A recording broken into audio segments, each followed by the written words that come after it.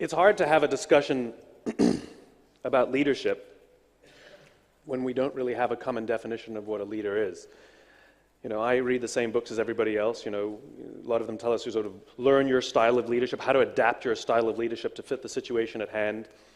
That's not leadership, that's management. To be a leader, you need one thing and one thing only: followers. That's it. It has nothing to do with rank or authority. You are a leader when others raise their hands and volunteer to go in the direction you set. The question is, why should anyone follow you? There are many ways to get people to do the things that we want or to follow us.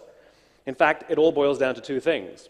You can either manipulate people or you can inspire them. Those are your options. We're all familiar with manipulations in the business world. Things like dropping your price. If you drop your price low enough, people will buy from you, right? This is the concept behind a sale. Things are priced to move. Promotions, 2 for 1, free toy inside, buy one, get one free. And in the business-to-business space, we call it value added. The concept is the same. It's giving stuff away for free to reduce someone's risk so they'll choose you over the competition. It is inherently manipulative. Fear, wonderful manipulator. If any of you are parents, you know exactly what I'm talking about. Peer pressure is another one. I'm sure we've all sat in our offices and had someone tell us, 70% of your competitors are using our service, why aren't you? Maybe 70% of my competitors are idiots. Or maybe 70% of them were offered a price so low they couldn't resist. I don't know. The point is, when we hear that the majority is doing something, we either fear that we're being left out or that they know something that we don't, and it influences our behavior. One of my favorite manipulations is what companies like to call innovation. Real innovation changes the course of industries, if not the way we live our very lives. The fax machine, the light bulb, iTunes, this is real innovation. Adding a camera to your cell phone is a wonderful feature, but it is not an innovation. It's the difference between steps and leaps.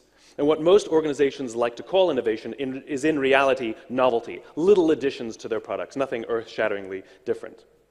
In the 1970s, do you know how many choices of Colgate toothpaste there were? Take a guess. 2. Do you know how many there are now? 30. And that's just Colgate, which means that their competition is offering about the same number of products, about the same price, about the same quality, about the same service. And yet I have no data to show that people are brushing their teeth now more than they were 30 or 40 years ago. What happened was this annoying little thing called globalization, and markets opened up, and competition increased, and the metrics went down. It doesn't matter which one, market share, revenue, profits, it doesn't matter. The metrics went down. And then to combat that, the company added a new product. This one has fluoride. And people went, ooh, shiny. And they tried it, and the metrics went up. But the problem with competition is they compete, and they match the product about the same, and the metrics went down again. Well, it worked the first time, so we'll do it again, and again, and again, and again, until you have 30 different line extensions. And what's one of their big complaints these days, like so many other companies? How do we differentiate ourselves? That's hilarious to me. How do we get out of a problem that we created for ourselves? And so they resort to any number of the other manipulations. Now, I cannot dispute that these and many other manipulations work. They absolutely do. That's why we use them. The problem is, none of them breed loyalty. The problem is, none of them engender trust. The problem is, over the course of time, it costs more money because somebody has to pay for all this stuff. And over the course of time, it increases stress both for the buyer and for the seller. We live in a world today in which most products and most services, B2B or B2C, are sold this way. In other words, people are being bombarded with manipulations from all sides for all reasons from any number of products. It is stressful to be a decision maker these days. It is stressful to decide which product or which service is right for me. But it's equally as stressful to be on the selling side, in which we have to operate in a world in which the vast majority of things are sold through bombarding people with manipulations and promotions and value added. And so it's hard for us, if we truly have something special, to stand out in the crowd and be noticed. It's called stress. This is largely the world we live in today. But there's an alternative. That alternative is called inspiration. And there are only a few leaders and a few organizations that tend to rely vastly more on inspiration than manipulation. And I'll talk about some of the big ones, like Apple Computers or Harley-Davidson or Southwest Airlines. But you see the same pattern in great leaders like Nelson Mandela or Martin Luther King or John F. Kennedy. What I learned is that regardless of their size and regardless of their industry, Every single one of these organizations, every single one of these leaders with the capacity to inspire, they all think, act, and communicate the exact same way, and it's the complete opposite to the rest of us. All I did was write it down. And it's probably the world's simplest idea. I call it the golden circle. It's quite literally 3 concentric circles, a bullseye. In the middle is why, and the center ring is how, and the outside ring is what. I always like to joke that because I use a paper and a pen, I don't have AV problems. I have one. Let me define the terms. Every single organization on the planet knows what they do. These are the products we sell, the services we offer. Some know how they do it. Whether you call it your differentiating value proposition, your proprietary process, your USP, these are the things you think make you different or special or stand out from the crowd. But very, very few people and very, very few organizations can clearly articulate why they do what they do. And by why, I don't mean to make money. That's a result. By why, I mean what's your purpose, what's your cause, what's your belief? Why does your company exist? I mean, do we really need another one? Why did you get out of bed this morning? And why should anyone care? As a result, the way we think, the way we act, the way we communicate is from the outside in. We go from the clearest thing to the fuzziest thing. We tell people what we do, we tell them how we're different or how we're special, and we expect some sort of behavior, a vote, a purchase, support. But not those leaders and not those organizations with the capacity to inspire. Every single one of them, regardless of their size, regardless of their industry, thinks, acts, and communicates from the inside out. Let me give you an example. I use Apple frequently because they're easy to understand and we all get it. If Apple were like everyone else, a piece of communication would sound like this. We make great computers. They're beautifully designed, simple to use, and user-friendly. Want to buy one? Meh. This is normal. This is how most organizations communicate. You know, here's our new car. It's got tinted windows, great gas mileage, leather seats, choose us. Here's our law firm. We've got all the best lawyers, we went to all the best schools, we win all of our cases, we work with some of the largest companies, hire us. Here's how Apple actually communicates. They start with why. Here's what they say. Everything we do, we believe in challenging the status quo. The way we challenge the status quo is by making our products beautifully designed, simple to use, and user-friendly. We just happen to make great computers. Want to buy one? It's totally different. It actually feels different. No trickery, no manipulation, no celebrity endorsements. All I did was reverse the order of the information. What it starts to show us is that it's not what you do that matters, it's why you do it. And people don't buy what you do, they buy why you do it. And what you do simply serves as tangible proof of what you believe. This is the reason why every single person in this room is perfectly comfortable with the idea that Apple sells computers and DVRs and phones and all these other products. MP3 players. Apple is not unique. Every single one of their competitors, pick one, it doesn't matter. Every single one of their competitors is equally qualified to make every single product that Apple makes. Apple does not have a lock on any of the resources. Everybody has equal access to the same talent, the same consultants, the same agencies, the same resources, the same media. It's a zero-sum game. The difference is their competitors have defined themselves by what they do. We make computers. Apple has defined themselves by why they exist. To challenge the status quo, to give the individual the opportunity to stand up to Big Brother, to give the individual the ability to do their own thing. And everything they say and everything they do proves what they believe. A few years ago, Dell, a perfectly good company that makes perfectly good products, came out with MP3 players. They are every little bit qualified to make these products. The difference is, nobody bought one. We couldn't imagine buying an MP3 player from a computer company, but we do it every day, because it's not what you do that matters, it's why you do it. And what you do serves as the tangible proof of what you believe. For this little thing to work, you have to have 3 things. 1, you have to have clarity of why. If you don't know why your company exists, how will anybody else? 2, you have to have discipline of how. You have to hold yourself and your people accountable to your own guiding principles and your own values. And thirdly, you have to have consistency of what? Everything you say and everything you do has to prove what you believe. At the end of the day, we live in the tangible world. At the end of the day, the only way people will know what you believe is if you say and do the things you actually believe. This is the concept behind authenticity. People are always telling us people prefer to vote for the authentic candidate. They prefer to buy from the authentic brand. What does that mean? What that means is those people in those organizations say and do what they actually believe. That's all that authenticity means. You have to say and do what you actually believe. And the reason is simple. The reason the human race is so successful is not because we're the strongest and not because we're the smartest.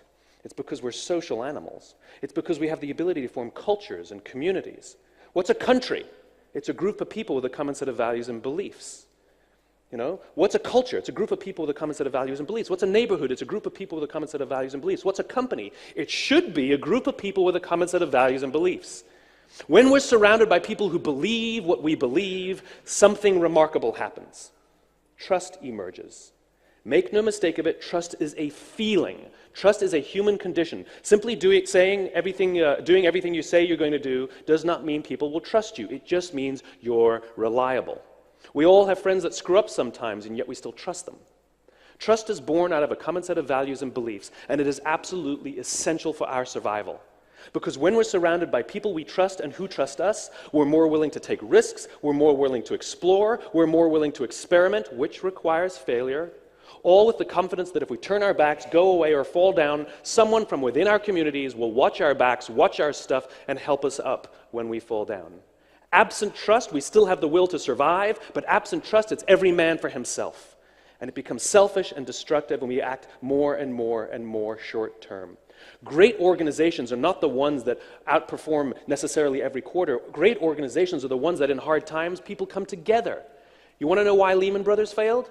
Lehman was exceptionally good at what they did. They were exceptionally good at how they did it. But at the slightest shimmy, the whole thing collapsed. Not in months, not in weeks, in days. Great organizations in hard times come together. It's like the quality of a crew. We cannot judge the quality of a crew when the seas are calm. We cannot judge the quality of a company when the economy is good. Just because they're making money is no indication of how strong the organization and how strong the culture is. However, when the seas are rough, how good is the crew? Do they run to each other's aids, or do they jump off the ship, all with the same thing? Every man for himself. Got to look after numero uno. Got to pay the bills. Got to feed the family. Got to survive. Great organizations, the people sacrifice themselves for each other. In the military, they give medals to people who are willing to sacrifice themselves so that others may gain. In business, we give bonuses to people who are willing to sacrifice others so that we may gain. We have it backwards. This is not my opinion. This is grounded in the tenets of biology, not psychology, but biology. If you look at a cross-section of the human brain evolved into three major sections that corresponds precisely with this little idea. The outside area is called our neocortex. It's our Homo sapien brain, responsible for all of our rational and analytical thought and language. The middle two sections make up our limbic brains, and our limbic brains are responsible for all of our feelings, like trust and loyalty. It's also responsible for all human behavior, all decision-making, and it has no capacity for language. This is why you can't ask your customers, why do you do business with us? Why do you love us? They can't tell you, because the part of the brain that controls decision-making doesn't control language. This is where gut decisions come from. There is no part of your stomach that controls decision-making. And it's not in your blood, and it's not in your bones, and you're not following your heart. We ascribe it to different parts of our body because the part of our brain that controls language doesn't control decision-making. And it's not an accident that we use the verb to feel to describe gut decisions. I know all the data says we should do that, but it doesn't feel right. That would be biologically accurate. The part of the brain that controls feeling controls decision-making. This is also the reason why the question, why do you love your husband or why do you love your wife, is a difficult question. Why do you love your wife? I don't know. That's where most people start. You've been married for 15 years and you don't know why you love your wife, you know? She's smart, she's fun, I can trust her, I've known her forever, you know? Sounds like a golden retriever, right? And then we start saying things that don't even make sense, right? She completes me. Don't know what that means, right? I have a left arm and a left leg, she's got a right arm and a right leg, together we make one. I don't even know what it means. What we're attempting to do is verbalize the feelings we have towards a person or an organization with the part of the brain that doesn't control language. And so we make things up, we rationalize, or we actually say things that don't make sense. How many of you love your Macintosh computer or know someone who loves their Macintosh computer? Okay, they always put their hands up so quickly, they're always so excited. You can always tell people who love their Macs, because when you try to explain to them rationally, based on facts and figures, they actually bought substandard computers, they start foaming at the mouth. Right? But rationally speaking, that's exactly what happened. Rationally speaking, based on facts and figures, Macs are at least 25% more expensive than their PC counterparts, sometimes double their price. There's less software, there's fewer peripherals, and they're absolutely slower. I mean, there's nothing faster about them. I have one, and I get that spinning beach ball of death all the time, right? The difference is, Apple's not selling us one of these, they're selling us one of these. Because Apple is so clear about what they believe, so disciplined how they do things, and so consistent in what they do, it gets the point that their computers serve as a symbol of a set of values and beliefs. Those people who love their Macs didn't buy it just for the product based on the rational sensibilities and the rational differentiators. They bought it to demonstrate something about who they are. This is why Mac lovers love opening their computers in airports, right? People with PCs don't open their computers in airports. They don't care. It's just a commodity. It's just a computer. And sometimes you see a PC with an Apple sticker. That's somebody telling you, my office gave me the computer. This is not really who I am. It's a symbol for who they are. Because you see, our survival depends on our ability to find people who believe what we believe. And because the part of the brain that controls behavior doesn't control language, we rely on stories and symbols and all of these things to help communicate who we are. This is why authenticity matters. Because if you say and do the things you actually believe, you will attract people who believe what you believe. If you lie, people will be drawn to the lie, but we will start to figure out that you don't actually believe those things, and so we don't trust you. This is why we don't generally trust politicians. Because when we sit down and evaluate all the things they tell us, yes, rationally speaking, all of their opinions happen to align completely perfectly with all the beliefs I have, but we know that they're not telling us things that they actually believe. And so we don't trust them. Trust is a very, very important thing. Our survival depends on it. We're highly, highly attuned to it. I had the great honor of visiting Quantico Marine Base in Quantico, Virginia. And on the day I was there, this is where the Marines select their officers who will then lead their Marines into battle. And the day I was there, the colonel in charge of OCS was about to give me a presentation about their selection process and how they run things. And there happened to have been an incident while I was there. And they were considering throwing one of their Marines out of the Marine Corps. So of course, curious Simon, I said, well, what happened? You know, it must have been serious if you're considering throwing him out of the Marine Corps. And they said, we caught a guy falling asleep on watch. I said, in Virginia? Like, that's it? You know, it's not like he was in combat or something. You caught a guy falling asleep on watch in the woods of Virginia, and you're going to throw him out for that. A little strict, don't you think? And the guy said, no, you don't understand. He said when we questioned him about it, he denied it. When we questioned him about it again, he denied it again. And only when we gave him irrefutable proof that he had fallen asleep on watch did he say, and I quote, I want to take responsibility for my actions. And the problem we have in the Marine Corps is that you take responsibility for your actions at the moment you perform those actions, not at the point you get caught. You see, integrity matters, he said. If I'm going to put him in charge of a group of Marines in combat, and they're not 100% sure that every word that comes out of his mouth is the truth, if there's any doubt that he's saying things to cover his own skin, it puts people in danger and people will die. Unless you're completely, completely honest, we cannot have you in our Marine Corps and we cannot let you lead.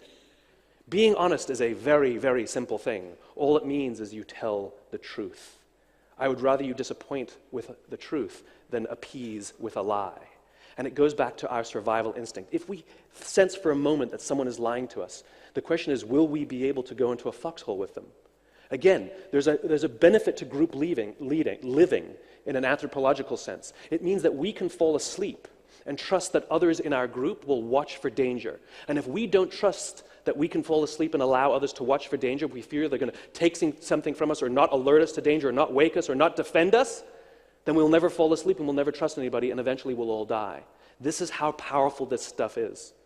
We all have the natural capacity to find people who believe what we believe. Like I said, we're hardwired for this. If I ask you to go out in the street and find the people who believe what you believe, you know exactly what to do. You're going to strike up a conversation. This is why we say sales is about relationships, no kidding, right?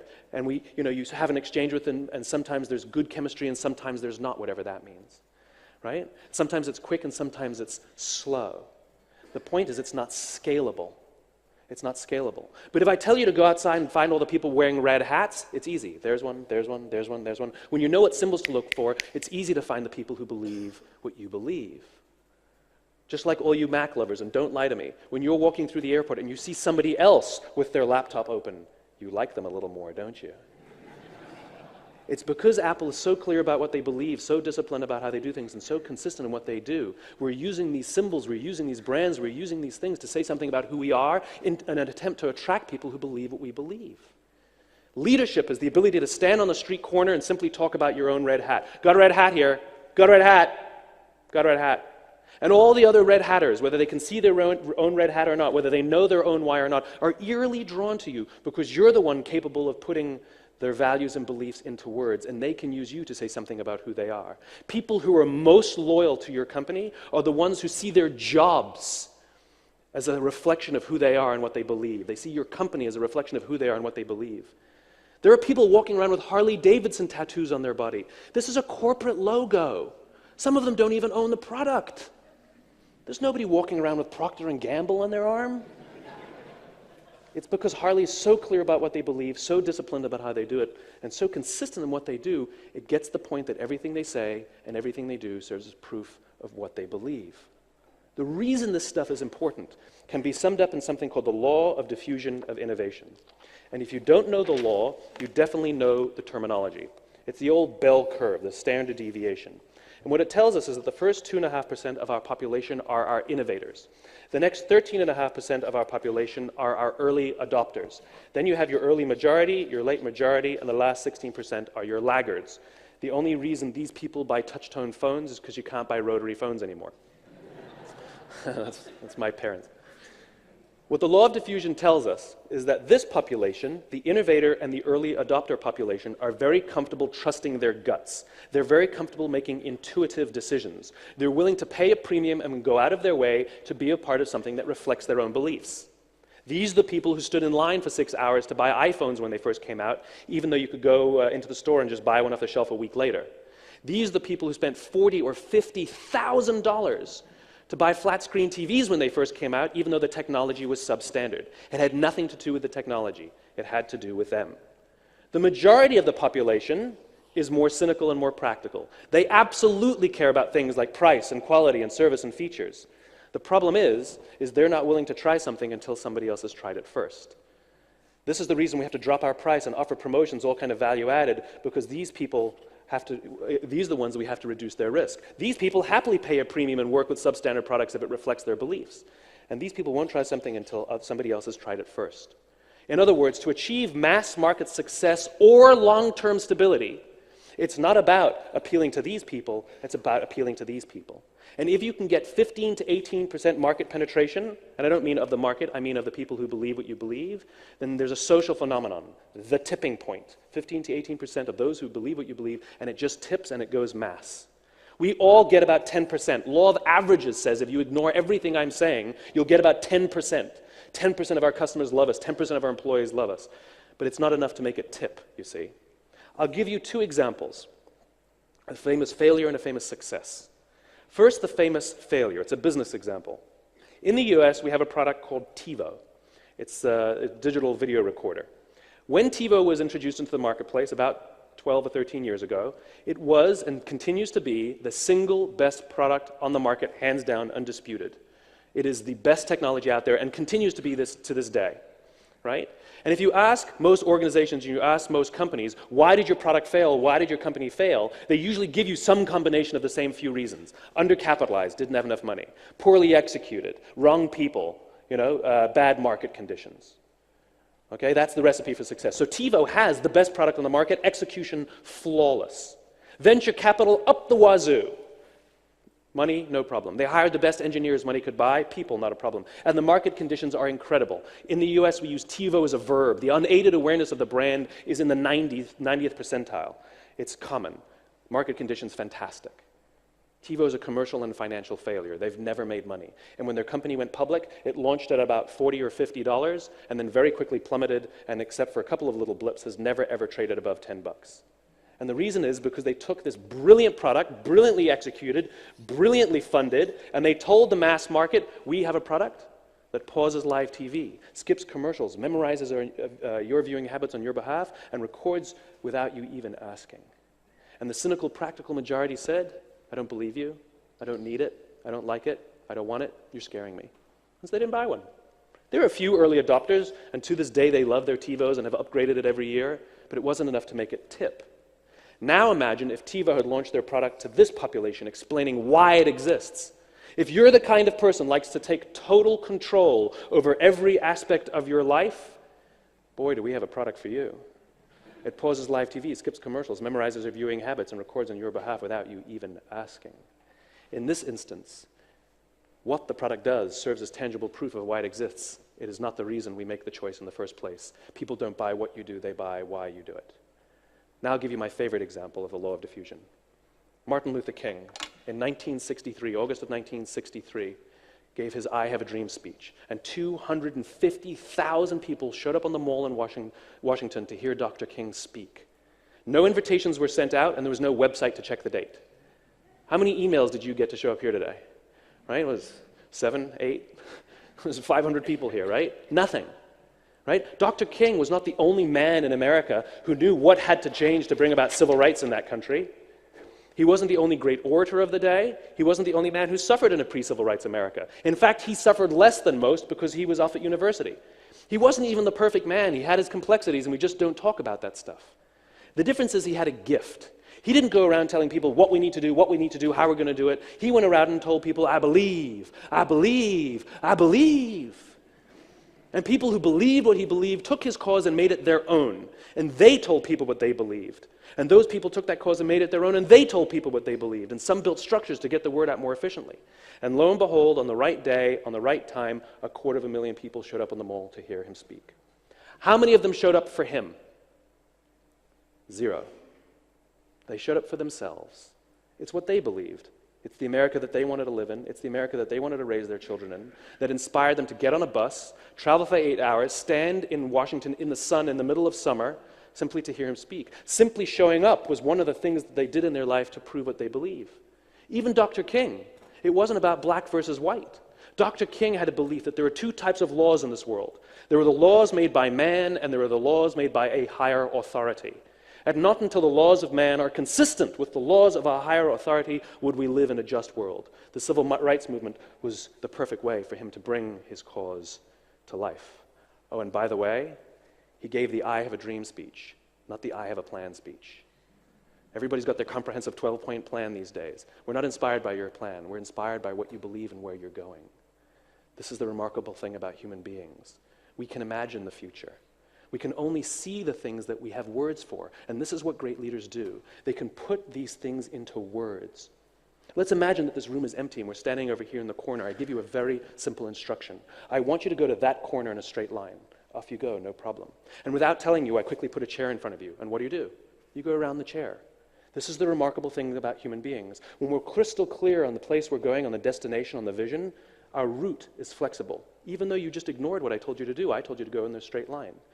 This is the great thing about people. When we are clear in the destination, we are flexible on the route. Reset. Let's stand in the corner again. I give you a simple instruction.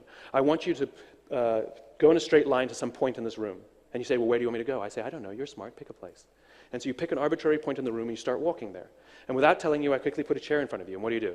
You come to a grinding halt, or you make a sudden sharp turn. And I say to you, what are you doing? You say, well, how can I go in a straight line if you put a chair in front of me? In other words, when we're not clear on the destination, or the destination is arbitrary, we become obsessed with the route. And now you think about how we do business these days. You know, what's your goal for the end of the year? To increase top-line revenues by $500 million. Why not $400 million? Why not $600 million? There are arbitrary points in the room. And then we become obsessed with the strategies that we've set to get there, as opposed to the great leaders and the great organizations that explain why their companies exist, and then leave it to their people to figure out the route how to get there. And that's how you get innovation. Leadership's only responsibility is to point north, to point the direction, to say where we're going, and allow everybody else to figure out how to get there. This is what we feel fulfilled about our ability to contribute to the organization. This is exactly why Apple is the most innovative company in the world. It's not because Steve Jobs came up with all the ideas. Do you know how many ideas he actually came up with? None. Even Steve Wozniak was the one who built the computer in the first place. Long, long ago, before Apple even existed, Steve Jobs and Steve Wozniak were sitting in a garage in Cupertino, California, and they made something called the Little Blue Box, which allowed people to avoid paying long-distance rates on their phone bills. They were challenging the monopoly phone company, Ma Bell. And then they started Apple, and they challenged Big Blue, the existing monopoly computer platform, IBM. And then they challenged Microsoft, and then they challenged the phone industry, and then they challenged the music industry, and now they're challenging the publishing industry, and if you're in television and movies, you're next. It's just a repeating pattern. Jobs told people that he believed in making products that allowed people to have more control, that we shouldn't be at the dictate of large organizations that tell us how things should work. And he allowed it to his people to figure out ways how to get there. That's what drives innovation, a clear sense of destination, not an obsession with the route. There are leaders and there are those who lead. Leaders hold a position of power or influence or rank, but those who lead inspire us. And whether they're individuals or organizations, we follow those who lead not because we have to, but because we want to. And we follow those who lead not for them, but for ourselves. This is for those who want to inspire those around them. This is for those who want to find someone to inspire them. Thank you very much.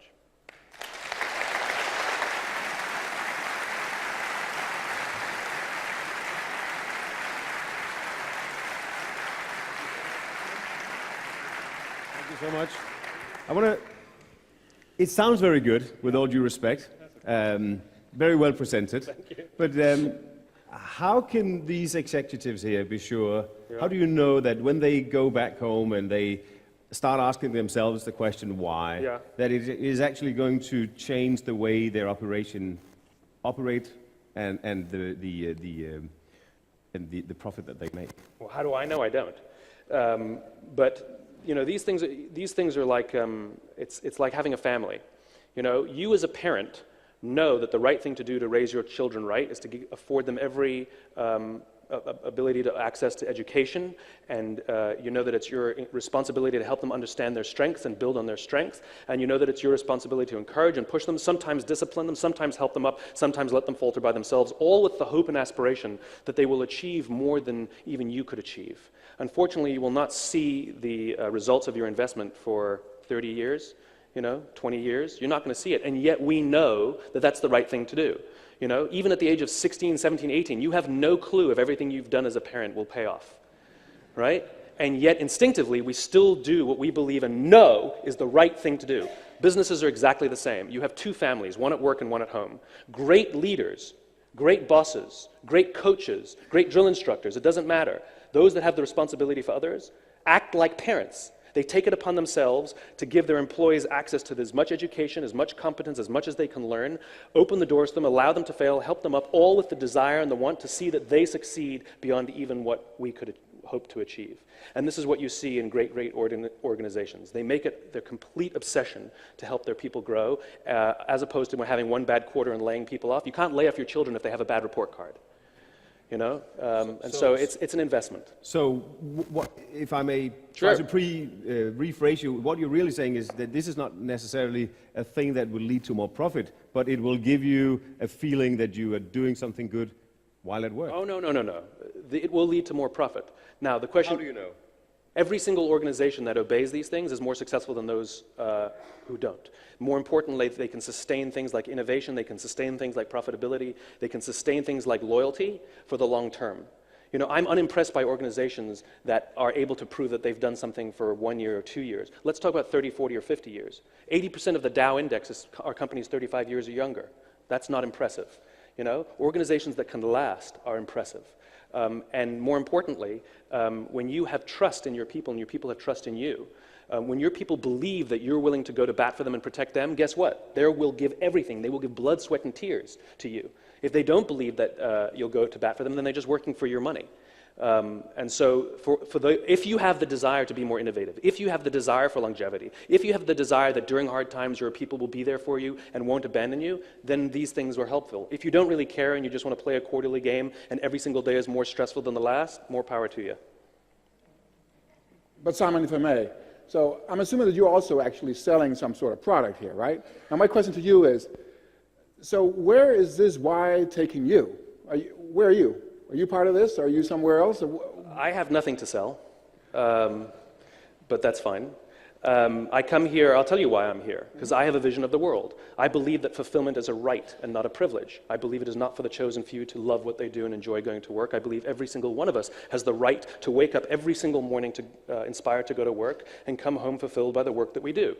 I'm committed to this vision. And so I will play my small part, which is I have some tools and some ideas and perspective that may help point us in that direction. I play one piece of a jigsaw puzzle.